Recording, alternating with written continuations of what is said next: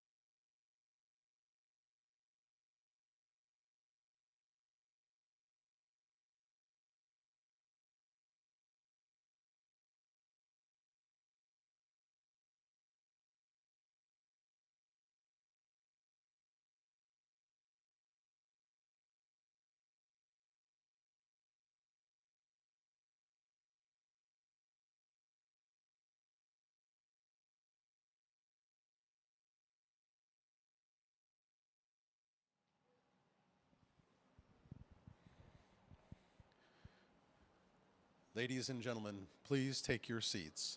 The program will begin momentarily.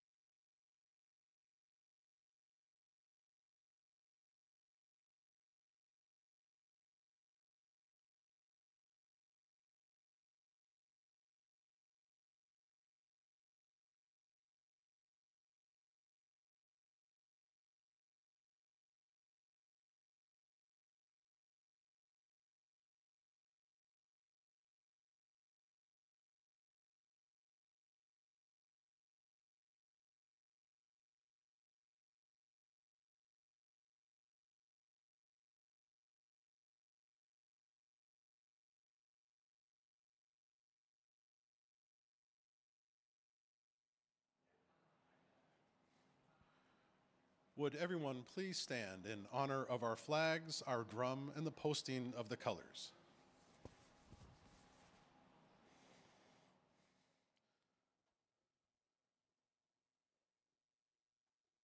flag bearers are comprised of federal employees serving as this year's Honor Guard, including from the BIA Office of Justice Services, Northwest Wildland Fire, and the White House Council on Native American Affairs.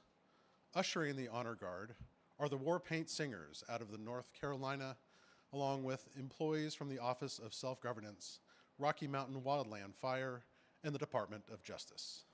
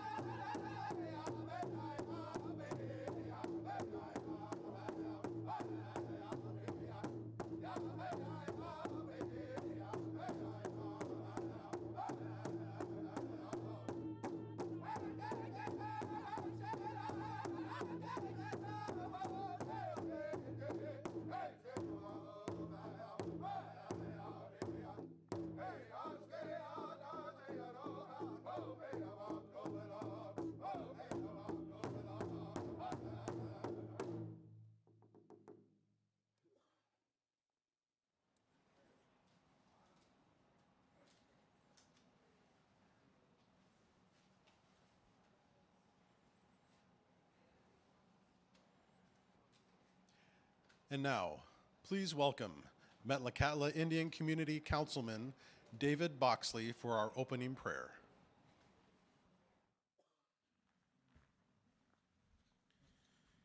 Good morning. Before I begin, I'd like to express my sincere gratitude for being asked to do this and how honored I feel to bless this event in the language of my people, some Aliyah.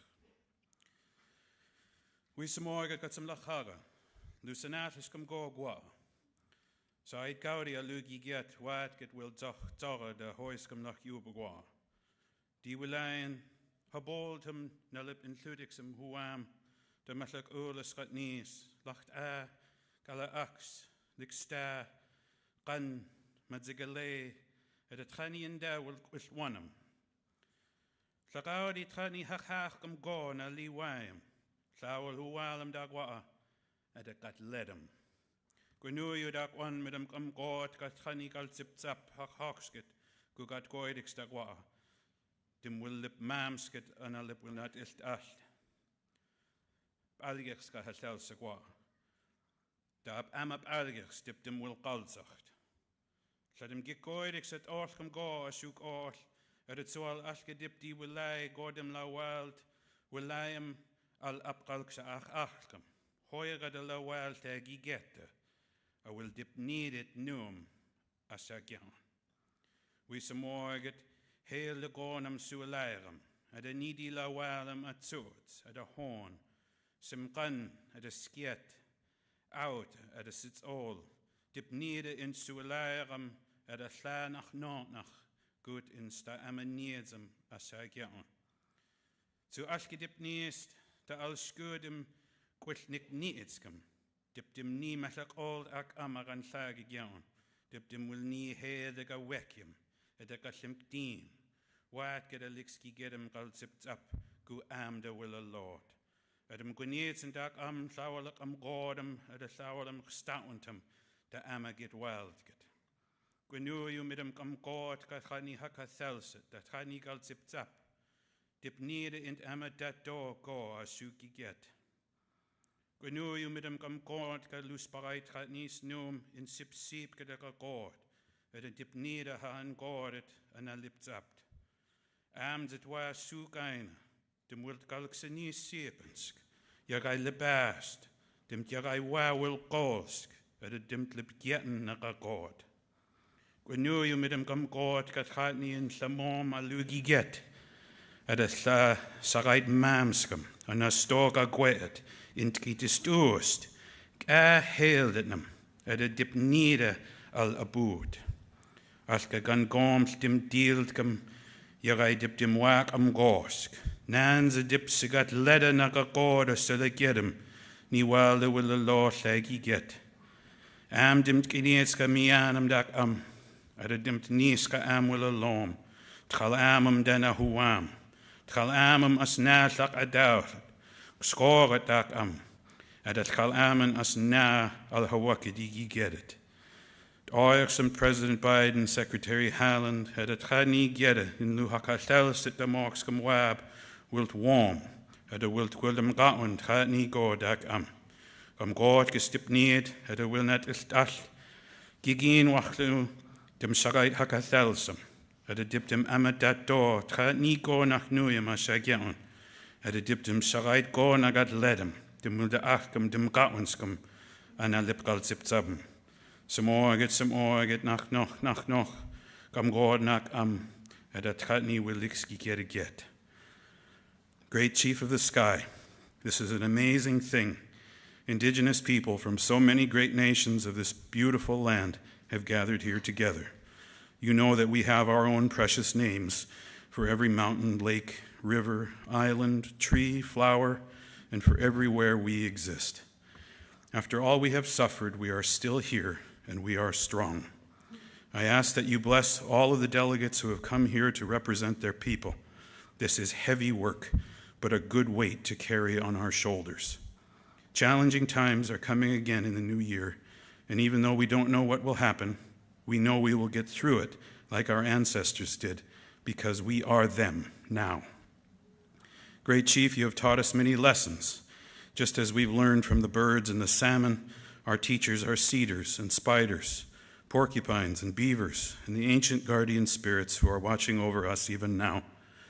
While they may be invisible, we need only look around to each other this morning and see that we have brothers and sisters of many nations who are doing good things, showing us that we are already blessed and surrounded by heroes. I ask that you bless all who work for their communities. They are building good things for the next generation. I ask that you bless those among us who are hurt and so are cruel to their own people. May they find a new way to see with eyes of love instead of eyes of fear, to find wisdom and free their hearts. I ask that you bless all who are allies of Indigenous people, and together, alongside those who are also oppressed and made poor, we are many. We should not search for vengeance, but rather find forgiveness. Let us strengthen each other's hearts as our ancestors did.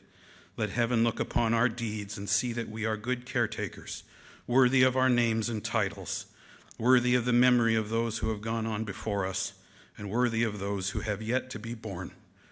We thank President Biden, Secretary Haaland, and all of the White House staff for inviting us and preparing everything here. Bless them and their families. I pray that we will work together and peacefully consider everything we hear this day, and that we gather our strength so we can give all to our communities. Bless us and all of our nations. Nithwan. Amen. Thank you.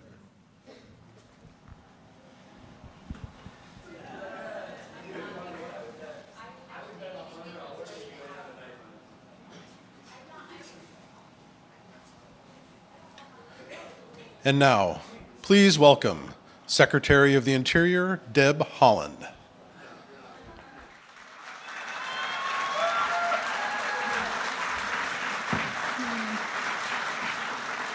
Thank you. Thank you all so much. Good morning, everyone. Gwatsi halpa tuhuname itzatuitza shuimi hanu. Greetings, tribal leaders, elders, community members, friends, and colleagues, and happy White House Tribal Nation Summit. Thank you so much to the Color Guard for presenting our colors. I also want to acknowledge all of the veterans who are here today, and thank you for your service to our country.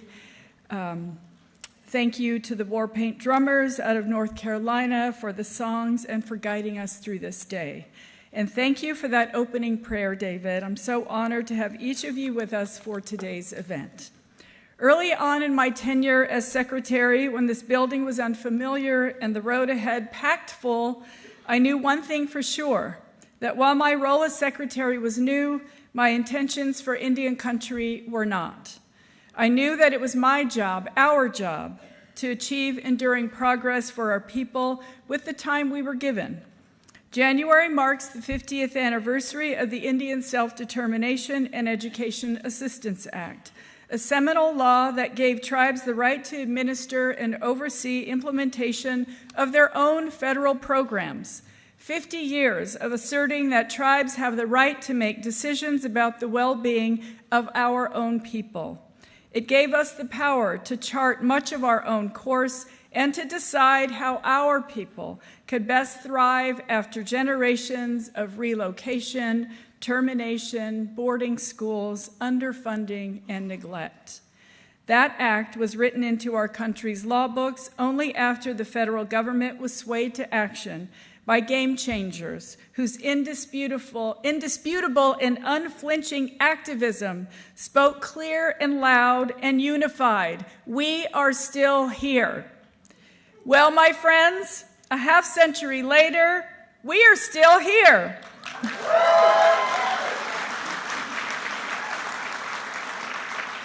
Charting our own course, and together with the Biden-Harris administration, we have made extraordinary accomplishments for Indian country, progress that would make our trailblazing ancestors proud.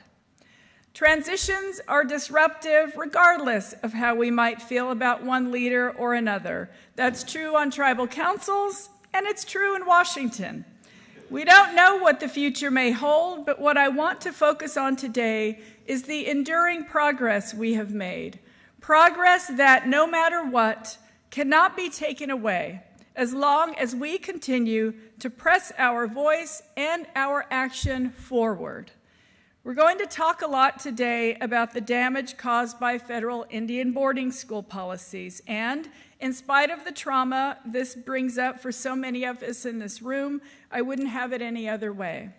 I launched the Federal Indian Boarding School Initiative in my first few months in office. I didn't know then where it would lead us, but I knew that its purpose was long overdue. Over the past 3 years, this initiative has shed light on this horrific era of our nation's history, but it also led to our two-part investigative report, which found that the federal government took deliberate and strategic actions through boarding school policies to isolate children from their families and steal from them the languages, cultures, and traditions that are foundational to Native people. It created the Road to Healing, a 12-community journey for Assistant Secretary Brian Newland, for our dedicated colleagues, and for me. Our visits to Indigenous communities gave survivors and descendants opportunities to share their boarding school experiences and the aftermath those schools left behind. It also led to the creation of our Oral History Project. So many of you spoke bravely and forthright during the Road to Healing about the horrors you endured or the trauma that was passed down over generations. Those stories must continue to be told. That's why, with support from the National Endowment for the Humanities and Mellon Foundation, we engaged the National Native American Boarding School Healing Coalition to help create an oral collection of first-person narratives from boarding school survivors. Today, I am so proud to announce new agreements between the Department, the Smithsonian's National Museum of American History, and the U.S. Library of Congress that will preserve these survivor stories and experiences and share them through far-reaching resources, such as online and both traveling and long-term exhibitions. That is enduring progress.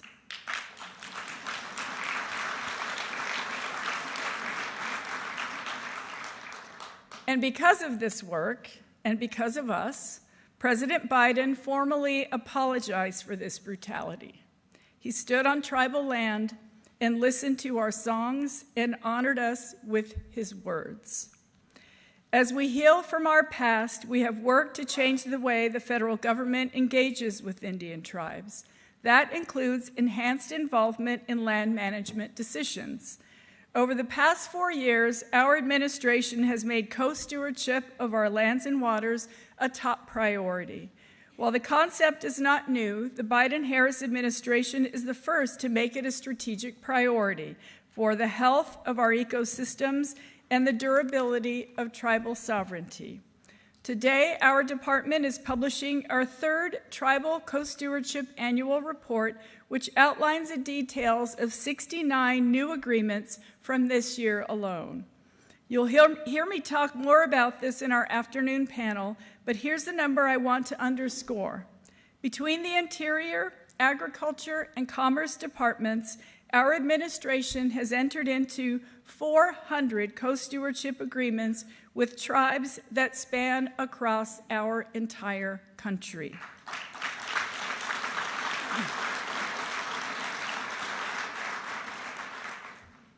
Since time immemorial, ancestral homelands have been central to the social, cultural, spiritual, mental, and physical well-being of Indigenous people. Through this unprecedented number of co-stewardship agreements, the Biden-Harris administration demonstrates our commitment to acknowledge and empower tribes as partners in the management of our nation's lands and waters. These agreements have become foundational to our work. Add to that the tribally led conservation efforts that we followed through on and that President Biden supported, like Avikwame and Bajnawavjo Ita Kukveni, ancestral footprints of the Grand Canyon National Monuments. And that is enduring progress. We've also made quick work of delivering historic funding from President Biden's Investing in America agenda to projects that support tribes and their access to critical resources. One area that I am deeply proud of is our effort to fulfill settlements of Indian water rights claims, long promised water resources to tribes that depend on them for resilience and long-term planning. For those of you who have engaged in these settlement negotiations, you know they are long overdue. But even after the arduous process of negotiation, many tribes have waited several more years to find financial resolution. Thanks to President Biden's bipartisan infrastructure law, our department was tasked with implementing an historic $2.5 billion through the Indian Water Rights Settlement Completion Fund. This work has never been more important, and today I am excited to announce a nearly $65 million investment that will help fund 9 different settlements. This marks our final Indian water rights settlement allocation, meaning our team has exhausted every last dollar provided to us from the law. That is enduring progress. Our expansive investments in Indian country to the tune of $45 billion will undeniably build a better future that our kids and grandkids will inherit. But to build a better future for Indigenous peoples, we can't only rely on the federal government doing its job. We need to expand access to capital for tribes to invest in their people and on their terms.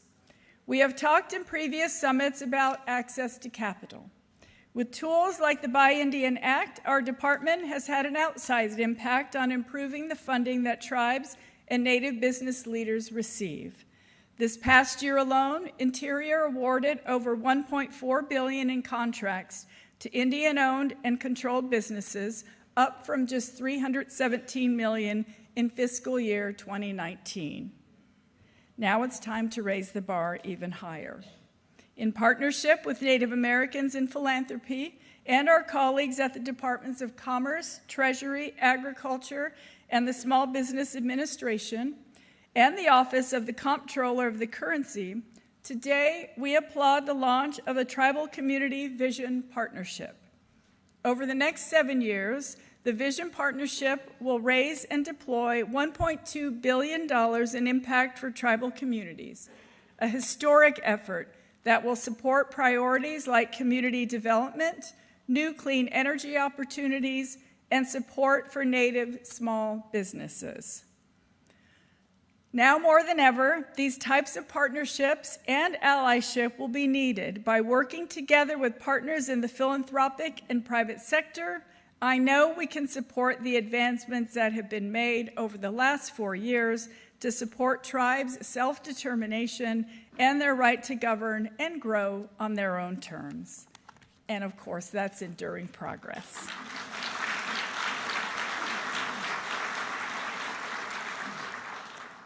If you take nothing else from my remarks today, let me say again, the Biden-Harris administration has ushered in a level of enduring progress that no one can take away. No one. This is my last year to address this audience as Secretary of the Interior, and I want you to know that I leave here inspired. I leave empowered by all that we have accomplished together. When I was a young kid, moving from city to city and coast to coast with my family for my dad's military career, our people were demanding something simple: a seat at the table, a voice in the decisions that affected us on self-determination. And because our people spoke up, stayed engaged, and remained unwilling to accept the status quo, we are here and finishing up a monumental administration where Indian tribes had a true seat at the table.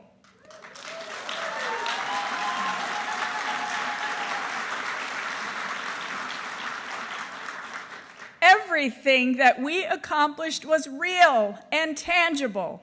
A transition was inevitable, and even though some of the future seems uncertain at this point, one thing is certain: we're not going anywhere.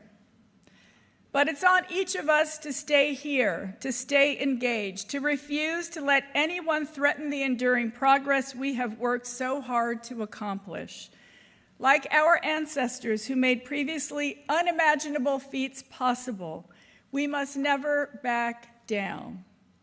So to my friends and family from far and wide here today and online, thank you for joining in what has been a most incredible journey of my life. Indian country is better because of each of you. Thank you all so much, Dawa Eh. Thank you for welcoming me here. Thank you for being here.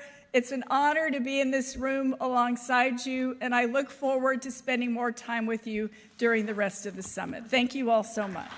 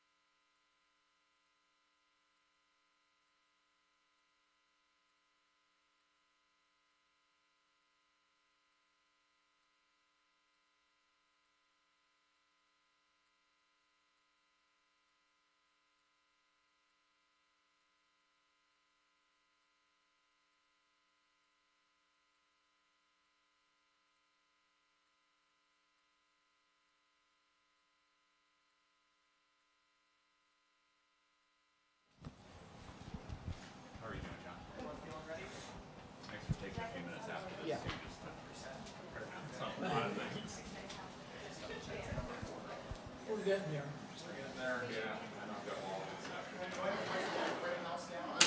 Okay. Okay, how's music time? Please welcome to the stage our panel on investing in Indian country.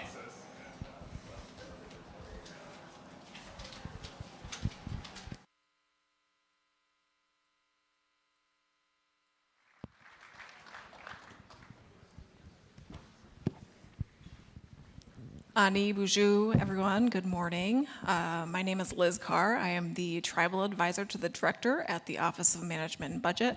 And with me today here, I have Chairwoman Stephanie Bryan from the Porch Creek Band of Creek, I'm so sorry about that, Porch Band of Creek Indians, Governor Stephen Rowe Lewis from the Gila River Indian Community, Deputy Secretary Andrea Palm from the Department of Health and Human Services, Deputy Secretary David Turk from the Department of Energy, and Mr. John Podesta, the Senior Advisor to the President at the White House.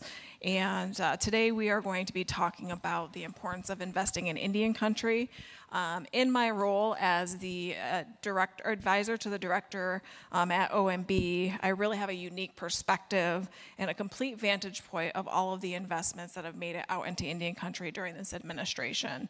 Each year during the Biden administration, we've called for historic investments in tribal communities and really helped to lay the foundation for shared growth and prosperity for decades to come.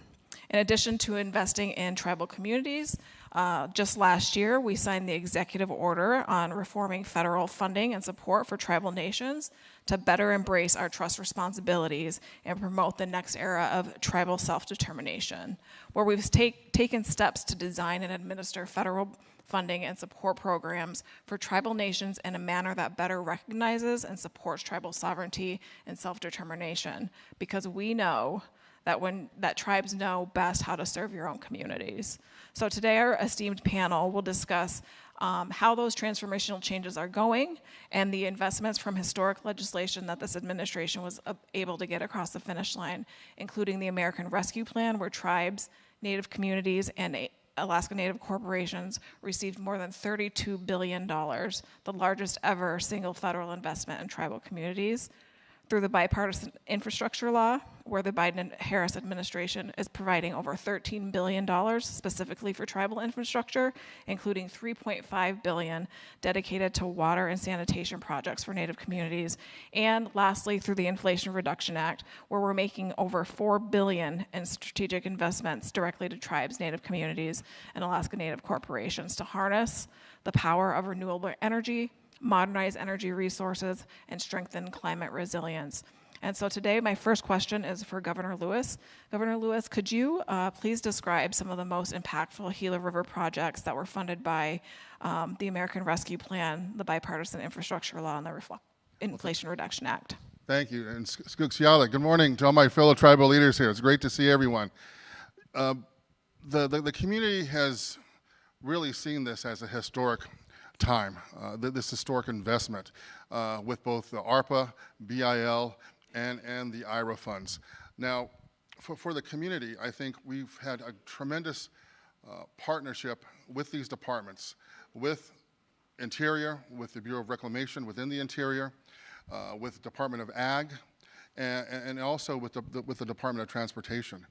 Now, for transportation issues, the I-10 in Arizona runs 22 miles through the Gila River Indian community. And this was a portion, and a critical portion that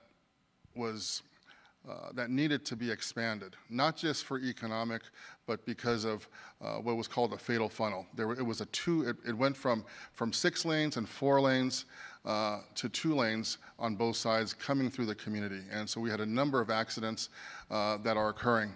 And working in partnership with the Department of Transportation, we were able to get the capstone funding to complete this $1 billion project.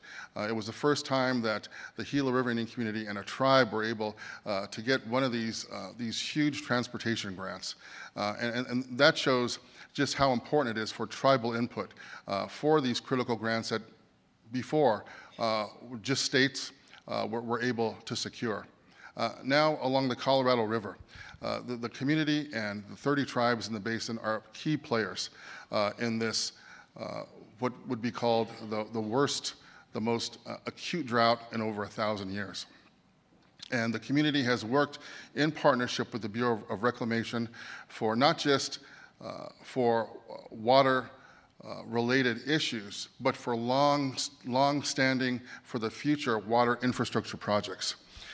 The community was able to contribute 15% of the total water conservation to protect the water supplies along the Colorado River in Lake Mead. And we did that all the while with the federal government respecting our water settlement, respecting the trust and treaty responsibilities of these 30 tribes in the upper and lower basin as well. I mean, there's still much to do. But we are laying the groundwork, and I think this is so important. With all these projects that Indian country has been able to tap into, to unlock after decades of Indian country being shut out.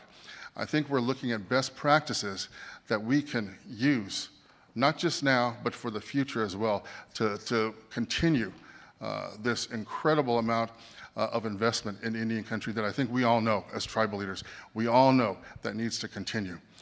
You know, we've worked even with the Army Corps of Engineers as well on a very innovative project of solar panels over canals. working with the first Native American Assistant Secretary on the civilian side from the Taos Pueblo, Michael Connors, as well. So, there are some great, I think, changes that have occurred during this administration that we need to continue to build on as tribal leaders, as tribal nations grow, as we build upon, I can't say it any other way, we build upon these wins because we know that there is so much more that needs to be done in areas of investment, of access to clean water, of roads as well. And we need to look at just exactly how we were able to unlock these investments, both within the BIL and the IRA, so that we can continue, to really provide a groundwork for future investment. Great, thank you so much. Our next question is for Deputy Secretary Palm, and as a former IHS senior advisor, I was extremely excited to see the bill get across the finish line to deal with some of the longstanding water and sanitation issues. And so, Deputy Secretary Palm, could you please share from your perspective some of the most enduring transformative projects that tribes and Native communities have been able to access that HHS has supported from the ARP, the bill, and the IRA? Thank you, Liz. Good morning, everyone. So lovely to see you all again this year.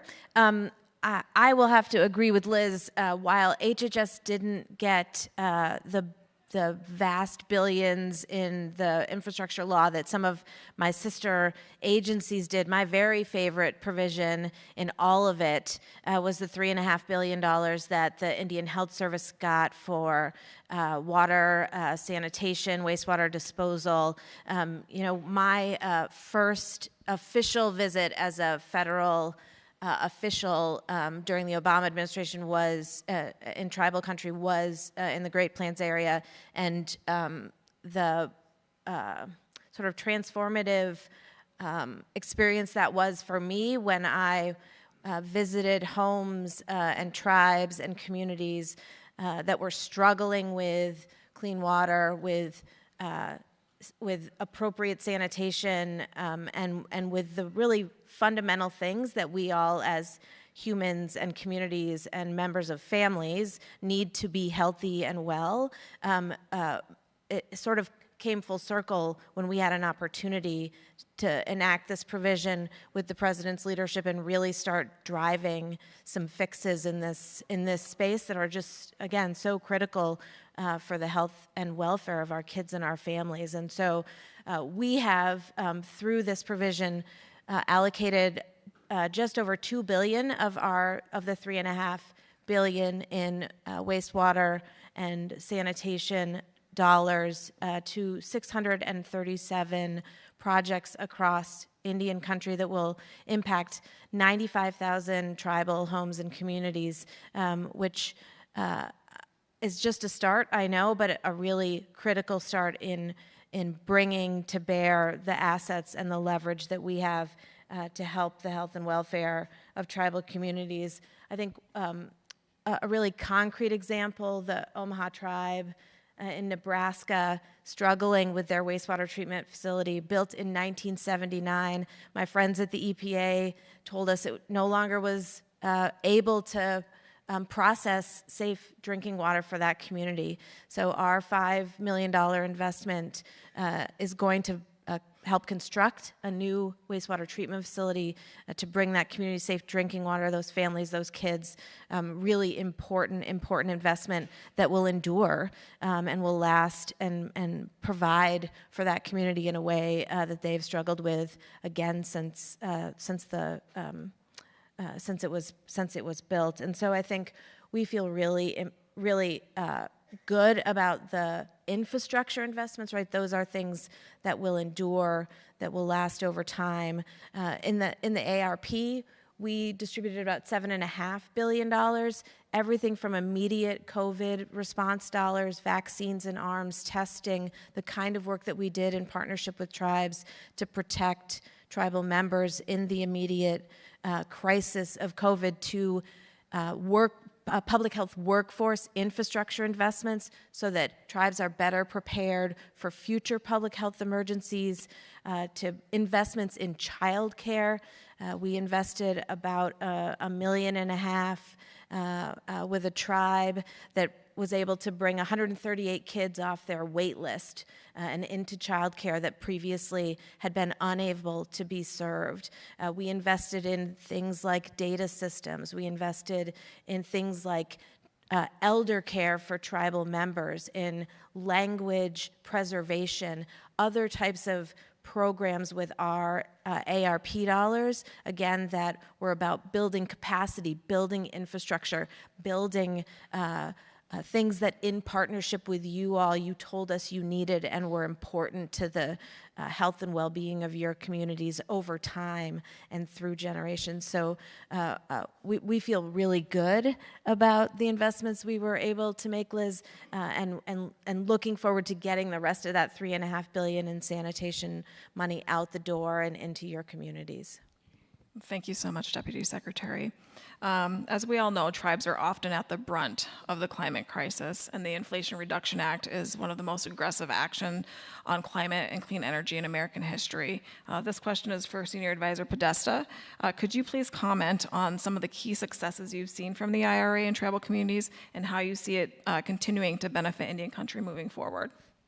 Thanks, Liz. And let me start where you started, which is the effects of climate change in Indian country and on tribal communities. I think it is clear that tribal communities are bearing the brunt of, and a disproportionate brunt of, the effects of climate change that we're feeling right now, from the historic drought in the Southwest to fires across California, the Northwest, and really all across the country, flooding across the country. The heat waves that are being experienced, those disproportionately affect Native communities, cultural and subsistence resources, and tribal lands. Earlier this morning, I had the pleasure of meeting with some friends from the Yakama Nation. Dave and I have been working extremely hard over the last couple of years at the President's direction, to help restore healthy and abundant runs of salmon in the Columbia River. We're working with the 4 1855 treaty tribes. There's a separate agreement with the upper river tribes out there. But all of that work is made more urgent, and it's also made more difficult because of the effects of climate change. So we're very aware of that, and I think that's why the President put so much effort and emphasis in trying to pass what is truly the world's largest investment in clean energy, and to attack the climate change in the history of the world, not just in the history of the country. And the IRA is designed, I think, to attack every sector that's emitting, and tribal resources are going to tribal projects across that full suite of effects. There's $720 million that's directly dedicated to programs for tribes in the Inflation Reduction Act, but their tribes are also eligible for competitive grants, and already more than $2 billion of awards have been made to tribes, again, across every one of the programs that's in the Inflation Reduction Act. I do want to give a shout out to Secretary Haaland, who I think she didn't need to really pressure her cabinet colleagues, but believe me, she did, to say, don't just think about those monies that are dedicated specifically to tribes.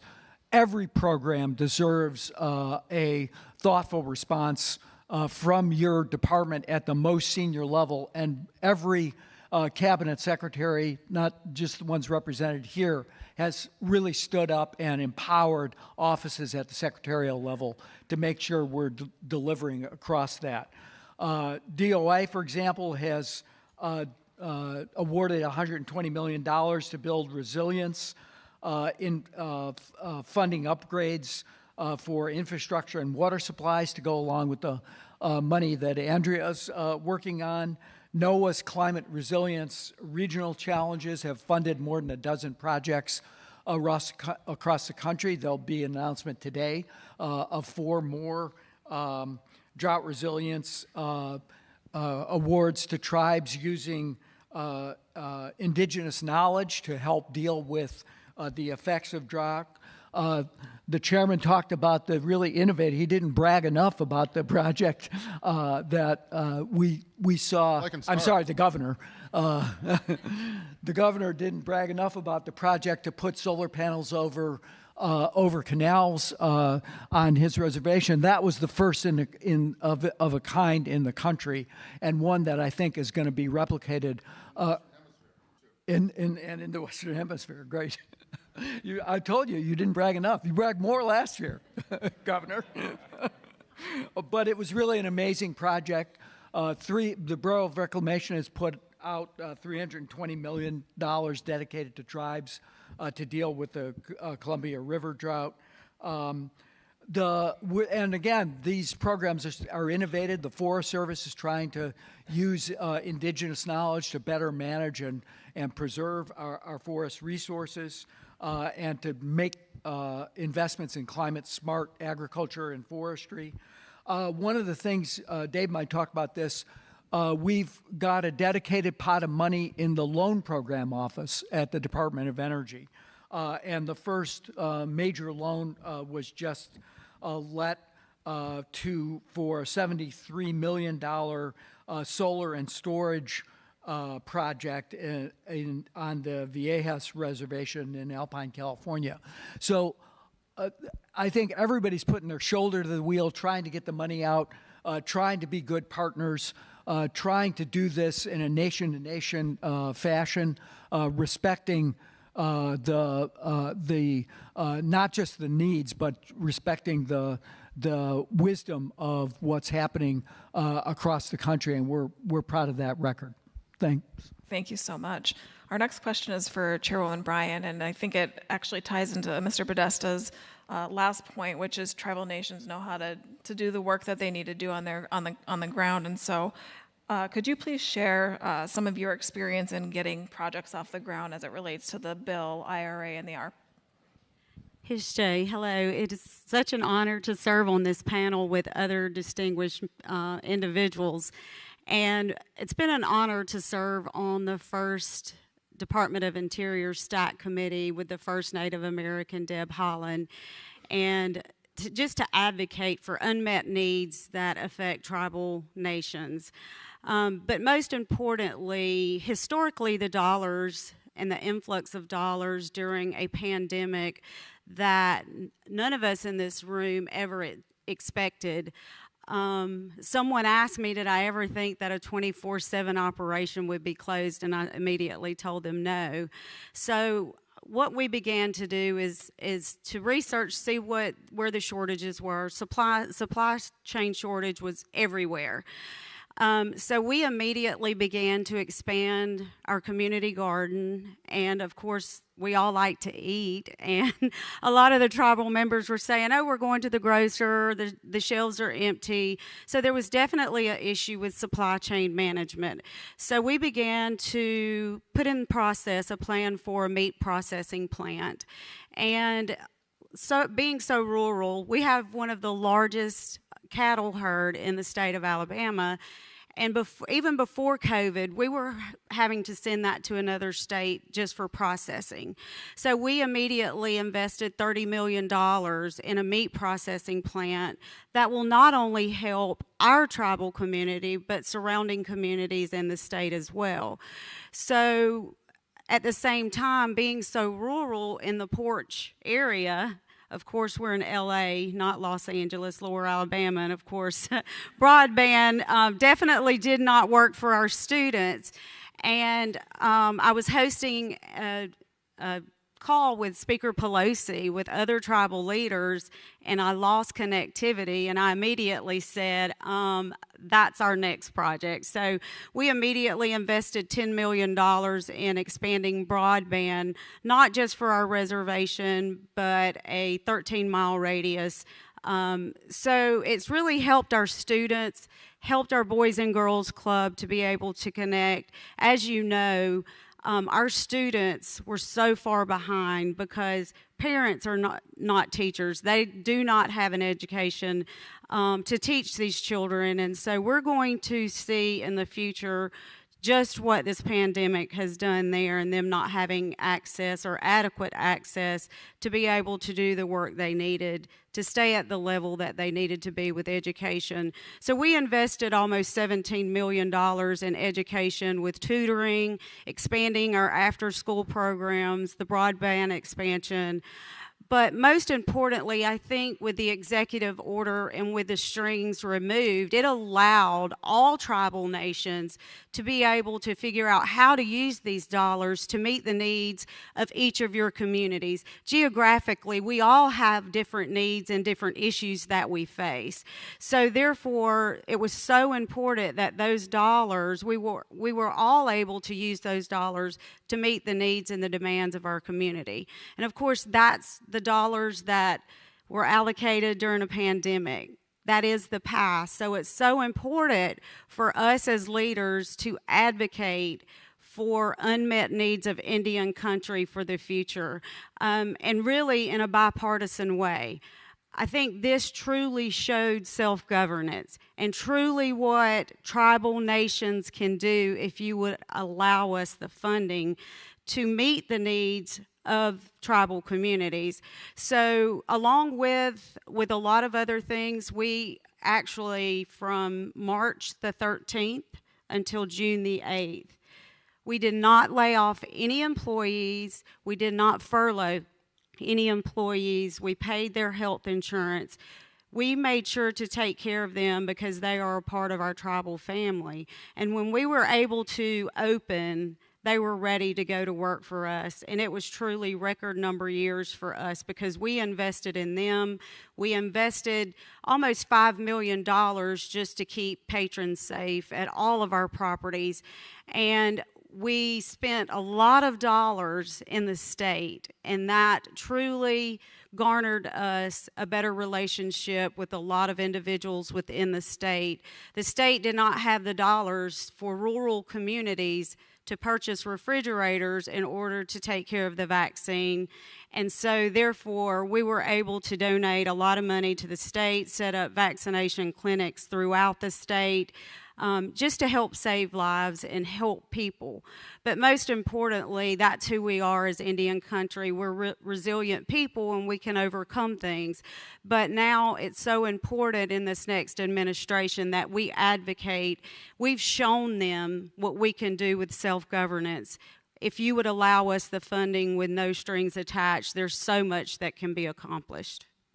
Thank you so much, Chairwoman. Shifting back to energy, as it is a priority of the administration, really focusing on clean energy and the fight against climate change. This question is for Deputy Secretary Turk. Could you please comment on how DOE has leveraged the historic levels of funding in the Biden-Harris administration to support tribes in the clean energy revolution? Yeah, thanks very much, Liz. And let me just say to start what an absolute honor it has been. A real privilege to be part of a Biden-Harris administration. Under John's leadership, Liz, Secretary Haaland is such a phenomenal champion and inspiration for so many of us. Andrea working hand in hand in partnership with all of you. Speaking as someone who's focused on clean energy and climate more generally, I hope everybody noticed what John said about what the bill in IRA means. Not just the biggest investment in the U.S.'s history, and it is the biggest investment in clean energy and climate in the U.S.'s history, but the biggest single investment ever in the history of humanity in climate and clean energy. That makes me incredibly proud as someone who's worked for decades in this space and someone who has 3 kids that we hope to pass a better world on to. It has been a particular honor and privilege in this role working with Secretary Granholm, all our phenomenal talent at the Department of Energy, supporting your sovereignty and working in true partnership, impactful partnership to try to help leverage this funding that John was talking about in ways that help all of you and help your tribes going forward. Let me give you 3 examples of what we've been able to do. We've had more money, we've had more impact, we've had more projects, but 3 specific examples of what we've done. I had a chance to travel a couple times during this administration to Hopi and Navajo country. We had some historic amounts of money to help bring electricity to some of our folks out in those areas who haven't had electricity before. And just seeing the impact of what that means for those individuals who I had a chance to visit with, but knowing that it's not just a few individuals, it's dozens, it's hundreds, given the scale of the funding that we're talking about. And this is the most amount of money ever from the Department of Energy to leverage electricity access in those countries and those tribes. So just the personal pride, the pride that our department invested with these amounts of funding to bring that electricity, and just speaking in Navajo and Hopi, but other tribes across the country. That's one example. A second example is $250 million, and that's a lot of money, but it's the scale of investment needed when you're talking about transmission. If we're going to take advantage of clean energy, we need to have more transmission in our country. We need to make sure we're taking where we can get solar, where we can get wind, and bring it to our demand centers. This particular project, $250 million for the Confederated Tribes of Warm Springs, working with Portland General, a phenomenal utility, taking advantage of an opportunity for tribes not only to benefit yourselves from these clean energy resources and assets, but frankly, to get resources and get economic opportunity as well. And that's just one example. I could pull out other examples. Third example, and John stole a little bit of my thunder, was our loan program. This is a loan program that's been around. It originated back in the Obama administration. Among other things, it was what provided Tesla an early loan. Elon Musk doesn't like to talk about the government support he got early on in Tesla's history, but this was a big deal for Tesla. It was a big deal to get that industry up and running. We've been doubling down, tripling down during the Biden administration, including a particular provision that allows us to work with tribes directly. Now, this is something we've been working on for quite some time. We had, unfortunately, it was the first. It's fortunate that it is the first, the $72.8 million that John talked about for the Viejas Band of Kumeyaay in California. But what we need is your partnership. We're helped so that it's not just the first. We have many, many coming going forward. So that's some of the bigger impacts, the bigger projects that we've had. What I'd like to conclude with, at least for this question, is there's so much more work to be done. There's so much more partnership opportunities going forward. I wanted to highlight just a couple of those. One, we've got some historic amounts of money for home energy rebates. This is money for folks, especially those who need it the most, to take advantage of heat pumps, to take advantage of insulation, to take advantage of some of these technologies that so far in our country, unfortunately, just the wealthier folks have had a chance. It's not only good for pollution, good for our climate, but it can save you a lot of money. But what we've seen is it needs a little bit of upfront investment sometimes, especially for those who can't afford that upfront investment. That's what this home energy rebates program is about. We actually have $225 million set aside for tribes. That's how Congress wrote it. That's how we're working in the Biden-Harris administration. We need to work with all of you to get that money out the door as quickly as possibly as impactful as possible, and that's a work in progress with all of you.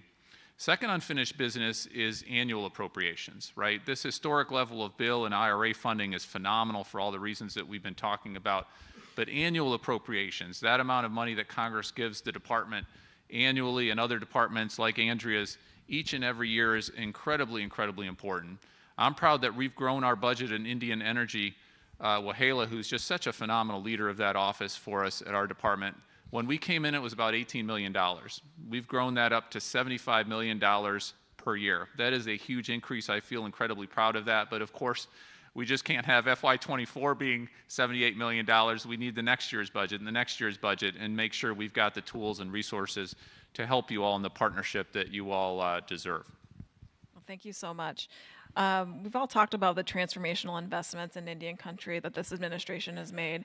And last year at this Tribal Nations Summit, the president signed Executive Order 14112, which really reforms federal funding programs and really shapes it to be more in line with tribal self-determination. So Governor Lewis, can you please tell us how you've seen the last 4 years when it comes to accessibility and usability of federal funding, especially in light of what we've been talking about today, the historic levels of funding going out into tribal nations? Right, thank you. And I think the executive order, that builds upon just an incredible amount of respect for the treaty trust responsibility for tribal sovereignty. I mean, you see Porch Band and, you know, what they did during COVID, what all of us did during COVID, right? That's a testament to our resiliency. But it's also a testament, you know, to an administration that respects the government-to-government relationship, that unique nation-to-nation relationship. For the community, how we saw this was, you know, with, again, it allowed an all-of-government approach, you know, where we were able to work with, and I'll give two examples. I'll give one having to do with ISDEA, you know, the Indian Self-Determination and Education Act, which was, you know, that's a monumental act, you know, for tribal nations. And we were able to use the 105L process to build 2 new schools and a state-of-the-art police department using this, working with our federal partners. And I know that I see some of the leadership from Mashantucket Pequot and from the Mississippi Band of Choctaws that are actually doing their own 105Ls as well. And so this could truly have a transformative effect for infrastructure, for having to, what 105L is an opportunity, you know, to build important infrastructure, schools, police stations, those that are funded through that trust relationship, and build those to your needs and to the future needs of your tribal nations, and lease those back to the federal government. So, you know, so again, we were able to build 2 new state-of-the-art schools in our reservation, as well as a new police station as well, to help out, you know, with keeping all of our community members and those that come through our community safe as well. Now, the flip side of that too, or rather, you know, building upon that too, is allowing departments such as the Department of Interior to partner with very innovative projects, such as those solar panels over canals. We were able to work with Army Corps, but also with Bureau of Reclamation for solar panels, where we're able to, and this is what we call our blue-green economy. Blue, protecting our sacred water against evaporation, being good stewards of that, but also green, having to also harness green energy with those solar panels as well, and hopefully providing a great example for others to follow as well. Now, you know, using that, we're building upon that as well. We just also, again, you know, working with our federal partners, allowing us the opportunity, really, the first time ever, tribes are having seats at the table in various areas. At least with water in the Southwest along the Colorado River, we are having seats at the table where we are not just there participating, we're driving the discussion. And when, a testament to all of us, when we get the resources and we do have authority to sit at the table, our God-given sacred sovereign tribal authority that is reaffirmed, we can bring innovative solutions to long-standing problems using our culture and our tradition. We've done this time and time again, as Chairwoman said. So we are powerful examples of this, and we've shown this time and time again. You know, with the many of our water infrastructure projects, you know, these are innovative.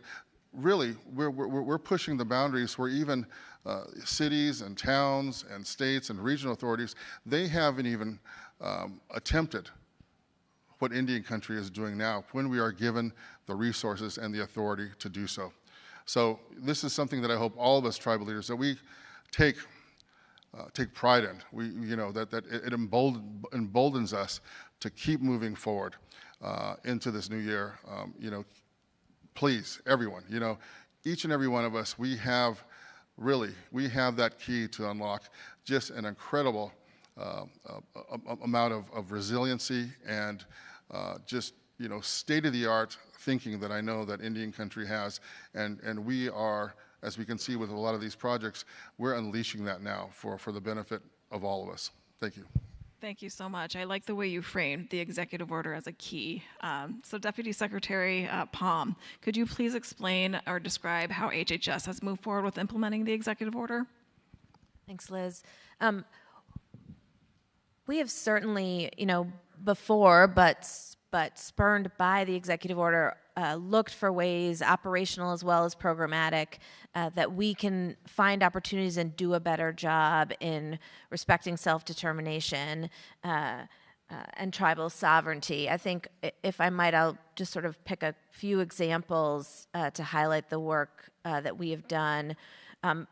First, as you all know, HHS is the largest grantor in the federal government. We put out more dollars on an annual basis in the form of grants than any part of the federal government. And so for me as the COO, as the Deputy Secretary, the opportunity to think about how we use that massive lever to invest more and better in tribal communities was a really important opportunity. And as part of that, we have revised our policy across the U.S. Department of Health and Human Services to ask our agencies to look, as they develop their NOFOs, their Notice of Funding Opportunities, if it would be statutorily permissible to do a tribal set-aside in that program.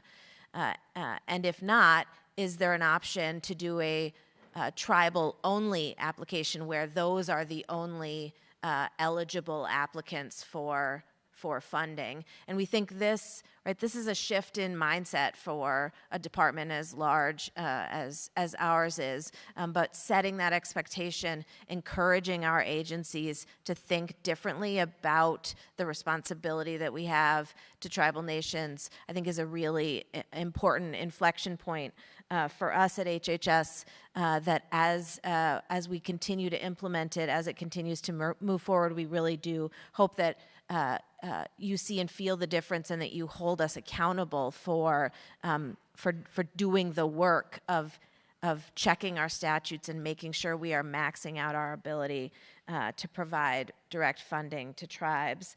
Second, and one that our friends in the health and human services space are going to be very familiar with, because it is a rule that we have reinstated and recently published just this past Thursday, and it relates to the Indian Child Welfare Act and data reporting. We have heard loud and clear across the board.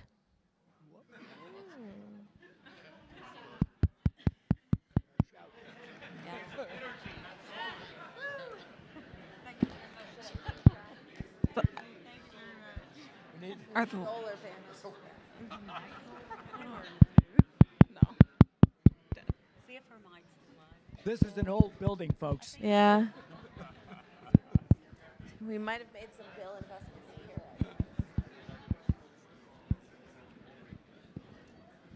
Stephen, they knew that those lights were making you up. Please stay seated. That would be great. We'll figure out what's going on in just 1 second. Thank you.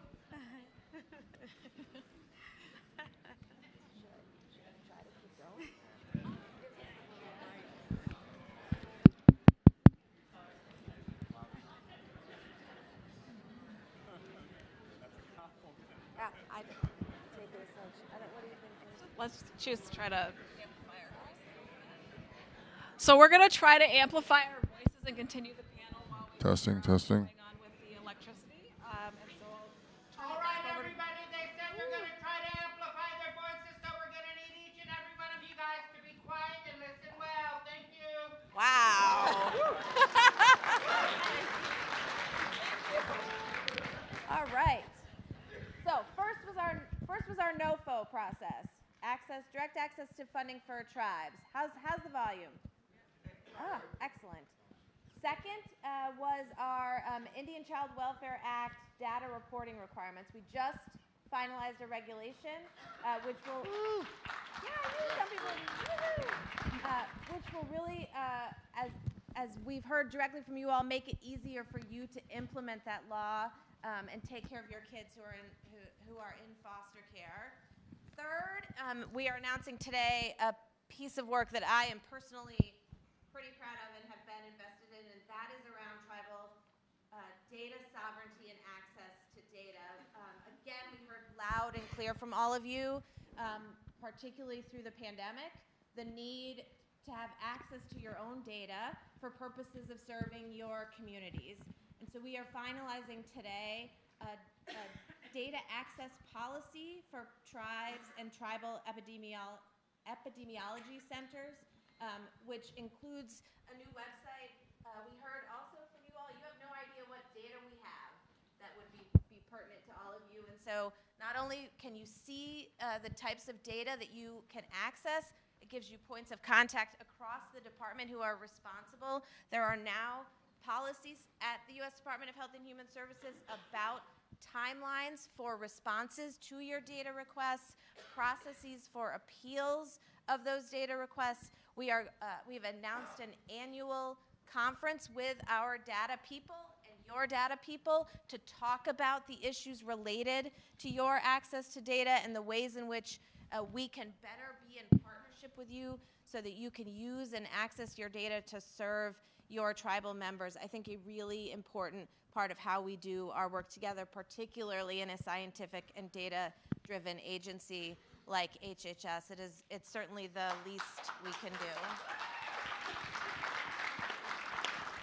And then finally, another piece of business that I have been particularly invested in is the modernization of our electronic health record at the Indian Health Service. We have successfully awarded that contract and are about to go to pilot.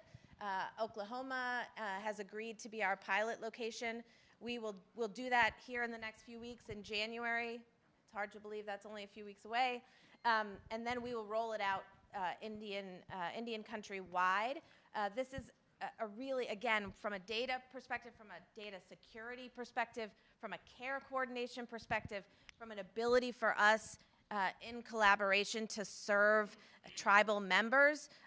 This modernization is a long time coming and a critical part of the way in which we think about the quality of care that those who avail themselves of the Indian Health Service deserve and are entitled to. And I see Rosalind back there, and I just would acknowledge her leadership in helping get this piece of business across the finish line.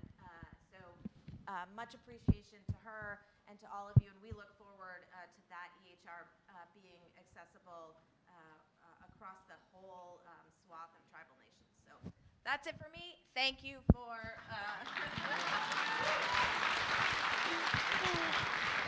All right, well, thank you so much, DevSec. You heard that HHS has heard from tribal communities loud and clear, and that's a result of the unprecedented access that the administration has provided to tribes. So this next question is for Senior Advisor Podesta. How have you seen the tribal leadership involvement in the clean energy space really impact the work that you all are working on? Great, thanks. I grew up in Chicago, so I'm known to mumble, but I'll try not to.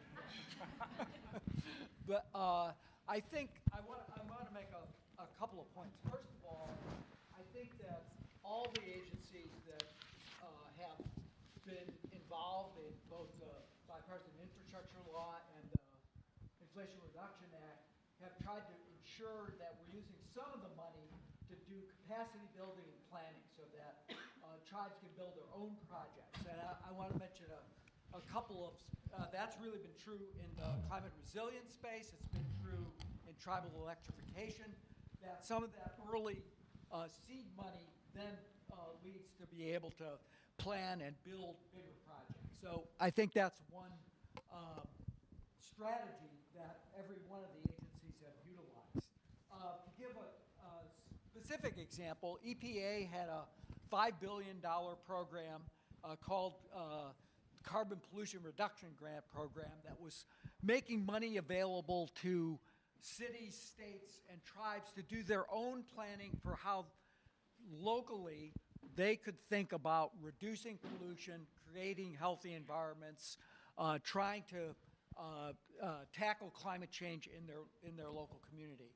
About $300 million of that was set aside and now has been awarded by EPA on specific programs that were bottom up, built by tribes, proposed to EPA, and that money has been awarded.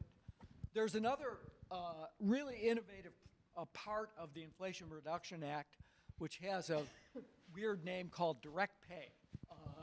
And it's available, again, to tribal nations, to cities, to states, to nonprofits that can take advantage of what has only been available to private sector companies to build clean energy projects, and you get a check directly back. If you're compliant with the program, you get a check from the government, which can be 50, 60, sometimes 70% of the cost of building those projects, whether that's wind, solar, storage, transmission that Dave talked about.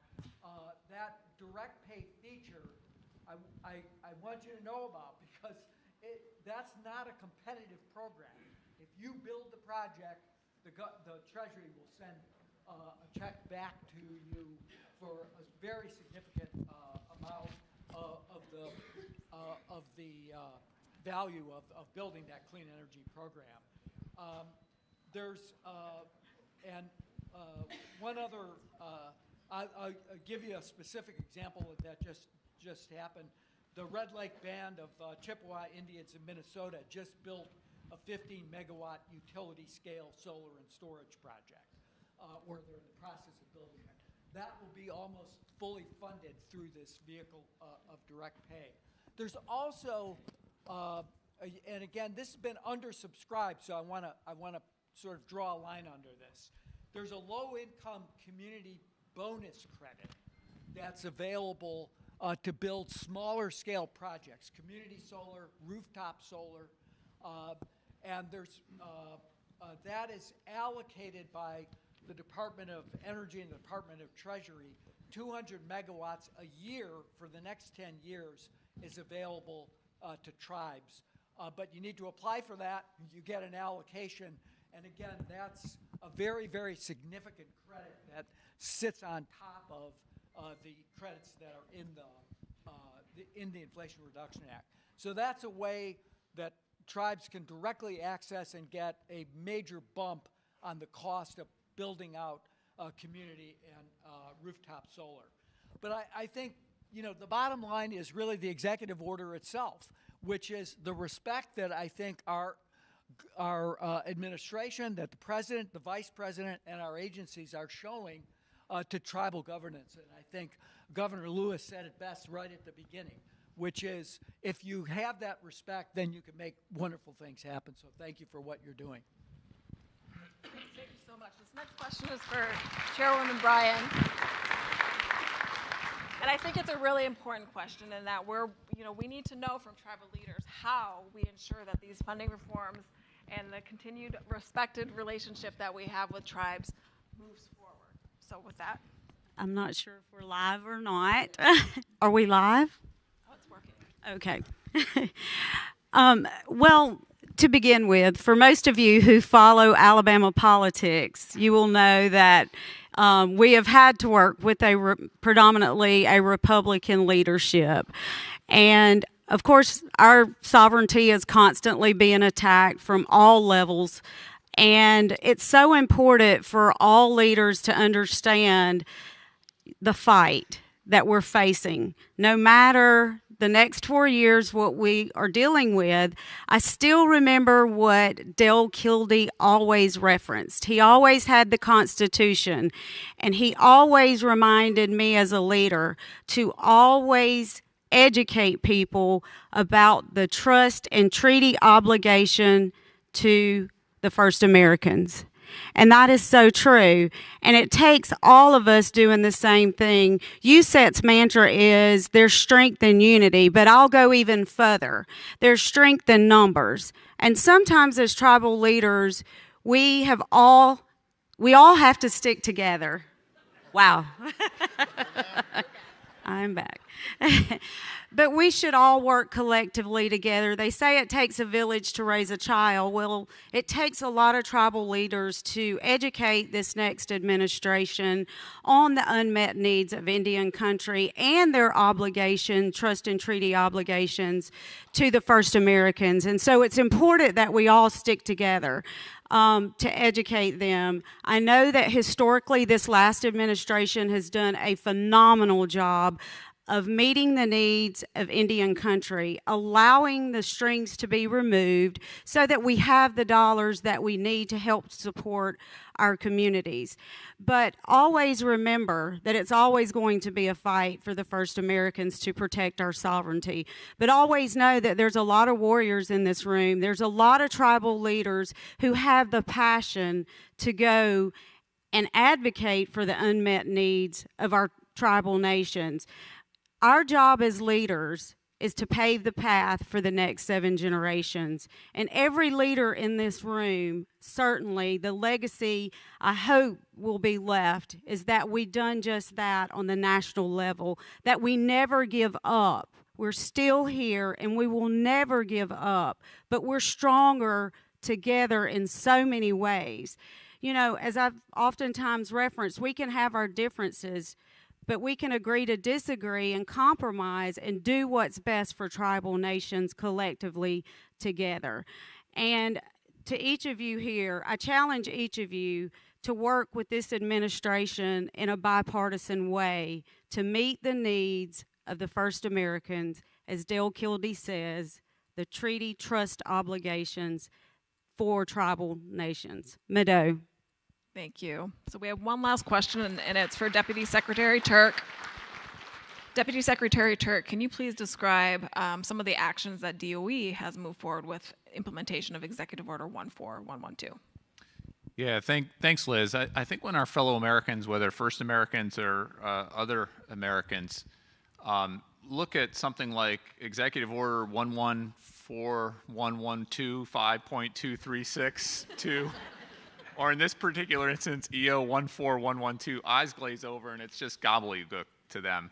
What I think this EO means to me as we've been implementing it, and again to John's earlier point, we've had such an open door, I think, in this administration, not only of our political appointees, but just phenomenal career civil servants who want to do the right thing, who've stepped up. But we need to have an EO, we need to have a central organizing principle, we need to have reminders, we need to have processes, right? So we all do the right thing. To me, this EO is about respecting sovereignty, but it's also about making things more user-friendly and more efficient, right?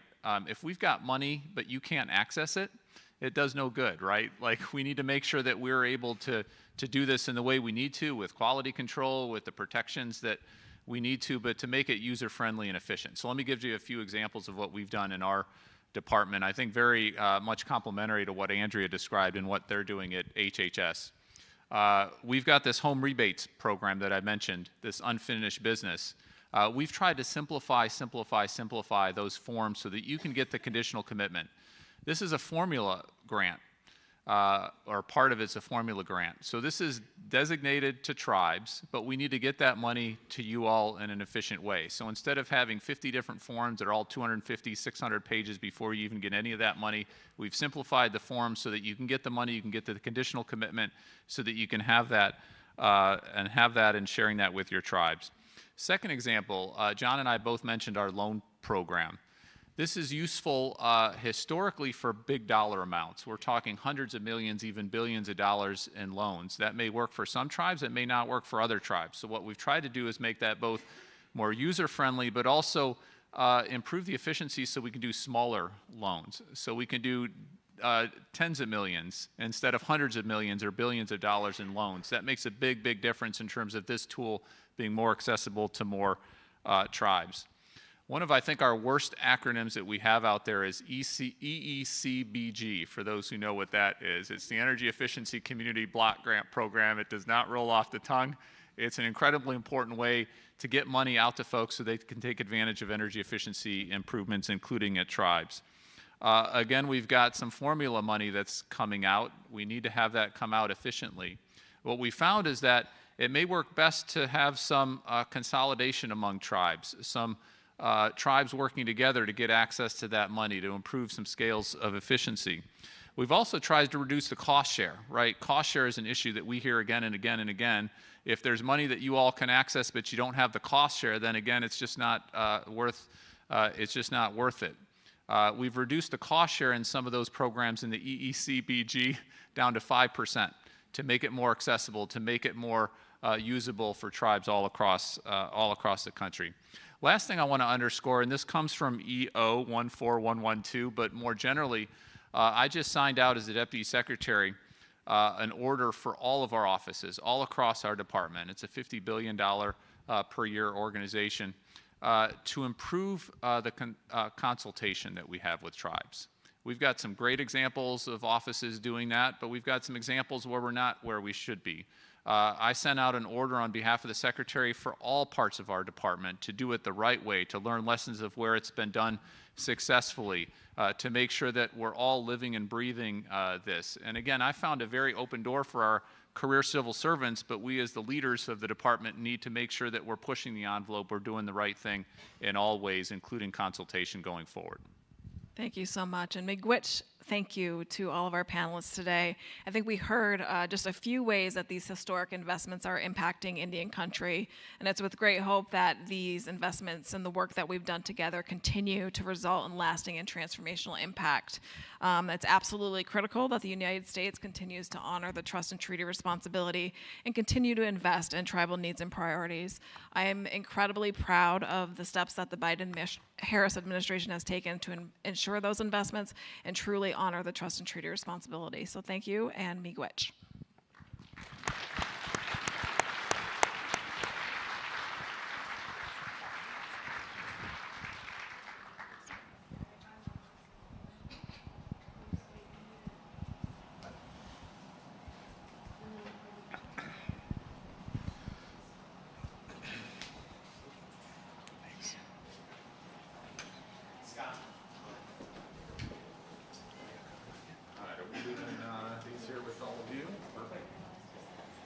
Thanks, Liz. Thanks for all the work you're doing.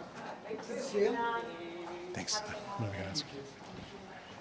You're ready. Governor, thank you so much. Definitely, yeah. Thank you for your Everybody's going. Yeah. Thank you.